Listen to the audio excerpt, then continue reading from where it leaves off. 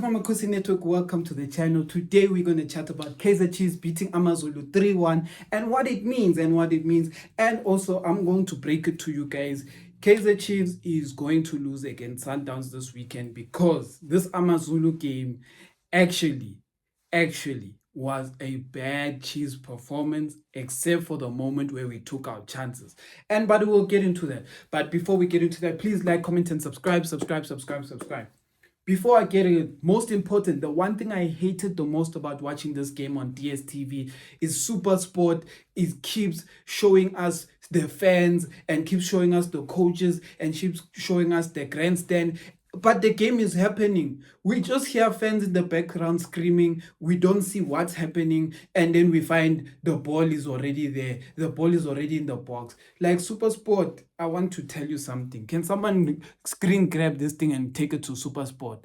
SuperSport, please fix how you televise a football game. This was the worst televised SuperSport game I've ever watched. Every time there was so much happening in this game we didn't get to see because they were showing fans and showing coaches. They were not showing the game. But anyway, that is just my 2 cents, my rant.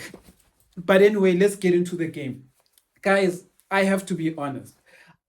A lot of you have been attacking me at Bradley Cross when I was saying Bradley Cross was a 5th choice, a 6th choice, etc. You guys attacked me. Guys, can I tell you a secret about today's game? Bradley Cross was a mbobo. Bradley Cross's side was a freeway. AmaZulu was camping on Bradley Cross's side because it's so easy and fresh. Fresh, it's a highway. I don't know what you guys see in Bradley Cross. Like, yes, I'm not saying he's a bad player, but did you see the freeway on his side? I mean, it's crazy. I don't know if it's Nabi's tactics. Frosler also had the same problem on his side, but what's good about Frosler? They struggle to keep up with his pace. Bradley Cross is so slow that once the pass is gone, Bradley is out. How many square passes did AmaZulu make in Bradley Cross's side? Just because Bradley Cross is freaking slow. I don't know how much I can say this. Bradley Cross is so slow that I feel sorry for what Tapelo Morena and Abo Tashrik Matthews are going to do to him this weekend.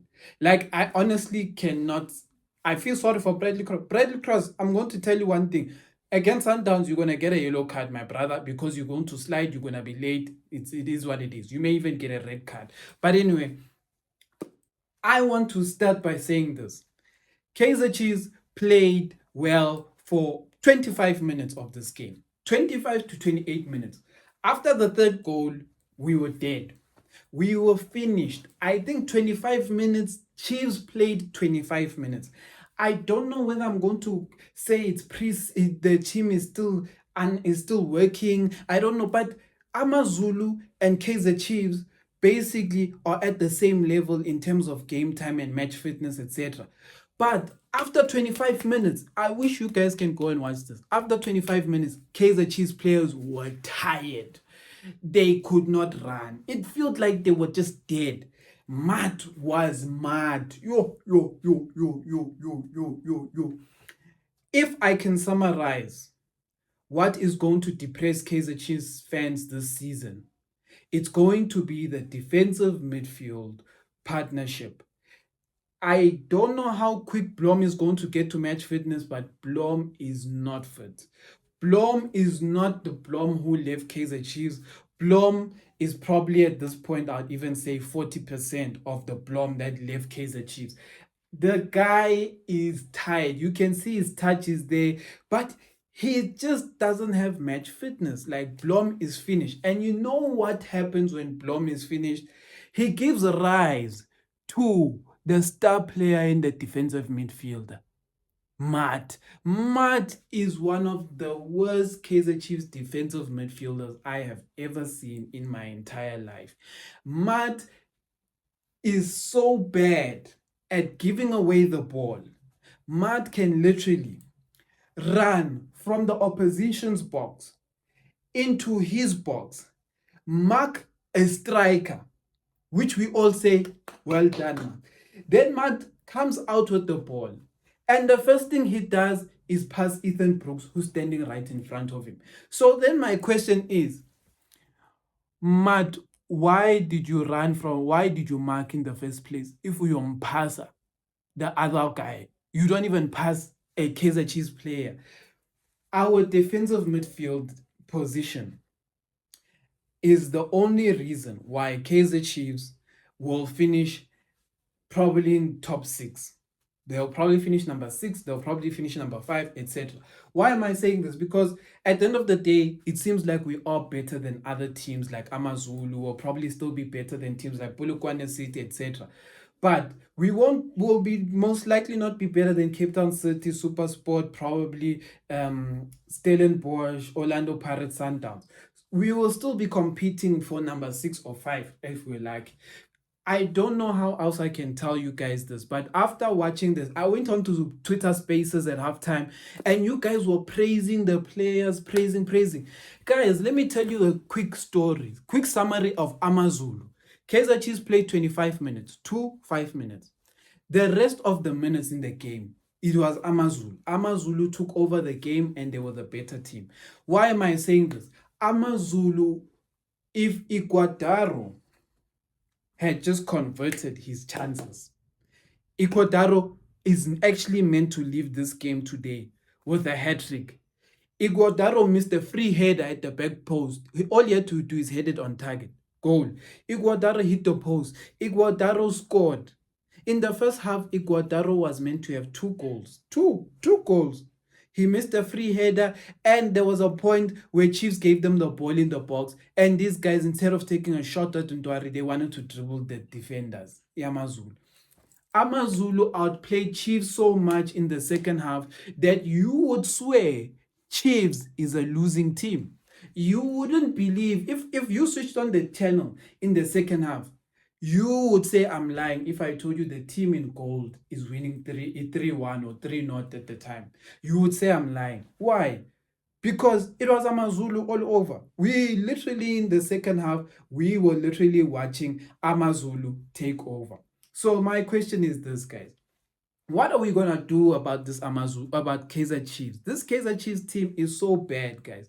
It's so poor. I don't know what happened after 25 minutes. I don't know if it's a fitness problem. I think it might be a fitness problem, because honestly, it was a terrible game after 25 minutes. After 25 minutes, honestly, I don't know what Kaizer Chiefs I was watching. It felt like I was watching Kaizer Chiefs from last season. I will be honest with that. It honestly felt like Kaizer Chiefs from last season. But, I just want to touch on a few points before I end it. Miguel, I like who he is as a leader. I like his personality. But I will say something that I posted in the previous video, and this is what I'm going to say about Miguel. I don't think he's the most comfortable player at his feet, but I like how he anticipates as a defender. What am I saying by that? You don't often need a defender to do a lot of these comfortable on the ball. As long as he gets the ball, passes the right players, that is sufficient for a defender. But what is happening is that Chiefs is often finding itself being given the ball to be like, since you are dominating the game, here's the ball. The moment we have the ball, it's like we don't know what to do with the ball, and we start playing at the back, but we're not comfortable at the back. So there has been many moments in this game where Matt and Blom almost got the ball taken from them in the midfield, just because we just don't look comfortable at the back. We look comfortable the moment the ball touches Reno's foot, or when Mdu Shabalala gets the ball. That is the only time we look comfortable. Other than that, we don't look comfortable. And for me, that is another big topic I wanted to cover in this game. Is we can all agree the first 25 minutes, Sereno was on. But this was not Sereno in top form like the previous game. And what happened? What did the second half prove to us about Sereno being our only creative player at a high level? When Sereno is out of the game, Kaizer Chiefs struggle to create chances. I don't know how, I don't know what's happening, but we just honestly struggle to to create chances when Sereno is no longer in the game. In the second half, Sereno was out of the game. We just couldn't create anything. Nothing stuck. It's like when Sereno can't create, also disappears in the game. It was the second half was so bad that I was just asking Nabi for one thing. Please substitute Rangachi Vavero. Please substitute Rangachi Vavero. Because in the second half, guys, go watch the second half. Tell me one thing. What did Rangachi Vavero do in the second half? And the answer is very simple. Nothing. Nothing. Because we didn't need a Rangachi Vavero in the second half because Sereno was out of the game, Mdu was out of the game, Ranga had no supply, and Ranga struggles to come deep. Ranga's positional play is sometimes so disappointing when he sucks into the middle when we don't need him to be there. But anyway, so how I'm going to sum up this game is like this. Bradley Cross, poor performance. If I had to rate Bradley Cross today, I would give him a 3.5, and you will know my ratings are coming out tomorrow. Dudley actually I like his composure. He saved a ball on the line. Dudley for me is actually my standout center back. Frosler had a Frosler performance. It's not good, it's not bad, but it's above average. Matt had a Matt performance, terrible. Blom unfit, we could see. Sereno, not a good performance. Solid goal, etc., not a good performance. Duba, he had a decent performance according to his standards, decent performance. Guys, I know when I'm saying this, you guys are gonna say I'm very negative and all of that. I am happy for the win. But the thing is that when you see your team winning, but there's just so many holes in the game, it's sometimes hard to enjoy it. I know this because after the first half, we were winning 3-0, and at home, they asked me a simple question. You guys are winning 3-0. Why do you look sad? And I was like, because there are so many holes in our game, and I can't not see it. I can't unsee what I saw in the first half. Like AmaZulu is such a poor team that they were made to look like a good team today. Like AmaZulu suck so bad. I don't know how else I can explain it to you guys. AmaZulu is a terrible team, but based on how they played against Chiefs, you would honestly think this is a top 4 team. But it's just because of how bad Chiefs was.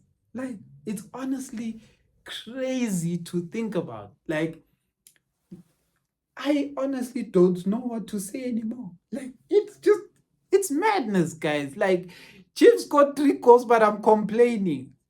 You guys will think I'm the crazy one. Eh? Please go watch this game and tell me, at any point, you as a Kaizer Chiefs fan, you were winning 3-0 at some point. At any point in the second half, did you feel like your team is the winning team? If you can answer me with a yes in that question, I'm fine. Like, I'll shake your hand, Bob. I'll shake your hand and you are our boss, Bob. If you could watch this game in peace and happiness in the second half, hi, Shaizan. I want to live a stress-free life like you. If you could watch this game free. I was not comfortable, Baba. It felt like this AmaZulu is going to score no manini.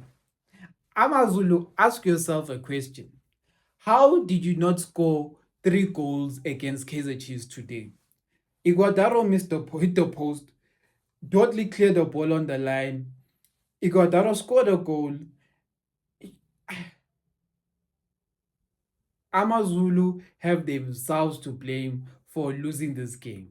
But at the end of the day, 3 points here, so we'll be happy about that. But all I can say is weekend, Sundowns is going to beat Chiefs.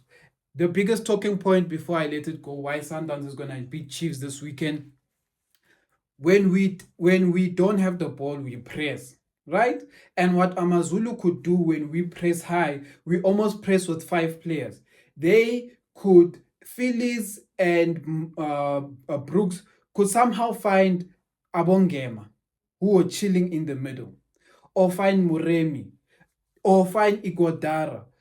And in that moment, the first thing I thought to myself is there's a gap between Blom and our center backs. And what Sundowns loves the most is putting Ribeiro between that gap. If Ribeiro turns, he will find Tashrik Matthews, he will find Reyners, he will find Abo Murena, he will find Modiba.